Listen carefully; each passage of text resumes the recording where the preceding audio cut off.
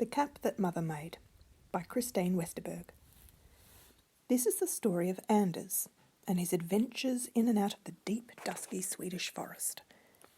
It begins one day, long, long ago, when Anders got a new hat. What a hat it was!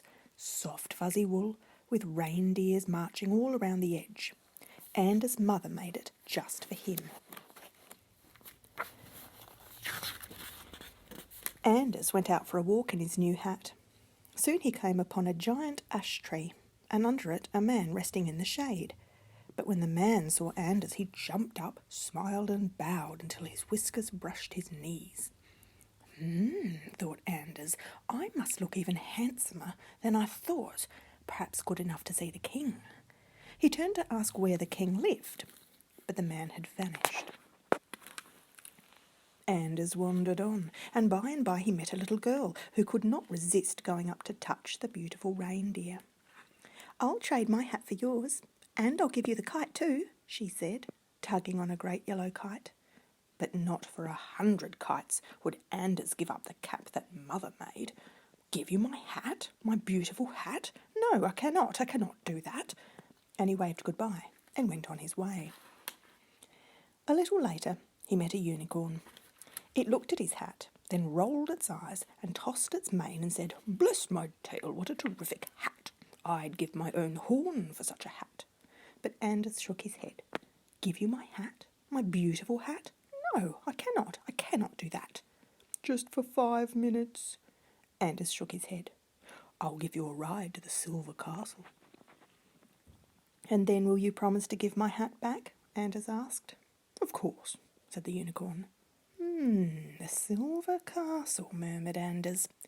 You see, the unicorn whispered, I live in the palace yard. Ah, the Silver Castle, Anders sighed again. How beautiful. I was just going there myself. So he climbed on the unicorn's back, and they were off, flying through the trees like the north wind. But as they swooped over a puddle, they heard a small green frog croak, What a wonderful hat! I'd give my biggest wart for such a hat. But still, Anders was firm. Give up my hat, my beautiful hat? No, I cannot do that. Besides, your head is too small. It would never fit you. But Frog's face drooped and his beady black eyes filled with tears. Anders felt terrible. Well, I guess you could wear it, in a way, he said, but only for 5 minutes. And so the 3 friends sped off to the castle. But at the gates the guards would not let Anders in. Princes only, they snapped. And that was that. Poor Anders could see the splendid people bustling about inside. He could smell the delicious smells of the royal dinner, but he could go no further. He turned to leave, but as he walked sadly away from the castle, he heard a voice call, Let him in! Let him in! His hat is princely enough. The startled guards jumped and almost dropped their swords, and out danced the princess, elegant in satin ribbons.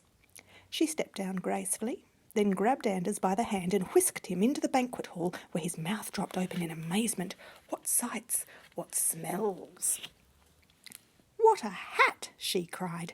What will you take for it? Cookies? Candy? Cakes shaped like cats and kittens? Lollipops like lions? Brownies like...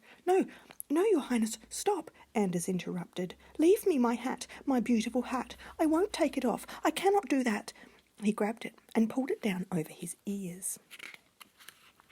The commotion roused good King Olaf, who loved hats himself. He had 129 crowns, to reprimand his daughter. Hush, he said. Anders does not want your crown. But perhaps, he added, he would like mine. Now fear filled Anders' heart and weakened his knees. The gleaming crown was coming closer and closer, and he knew that he could not say no to a king. And then he remembered something. He bowed deeply, swept the cap off his head.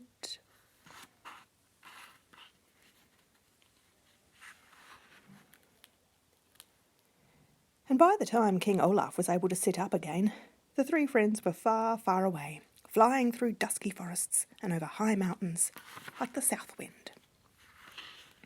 And then it was time to say goodbye for the day. And at home, Anders' brothers could hardly believe their ears. "You fool," they groaned. "With the king's crown, you could have bought 100 hats, and soft leather boots besides, and a horse. You could have bought anything in the world." "That is true," Anders replied, "but there is nothing in the world half as good as the cap Mother made me." Anders' mother couldn't say a word. She just gave him the biggest, most loving bear hug. And then she took out her wool, and they started on a new hat for King Olaf, so that next time Anders went visiting, he would have something to take along.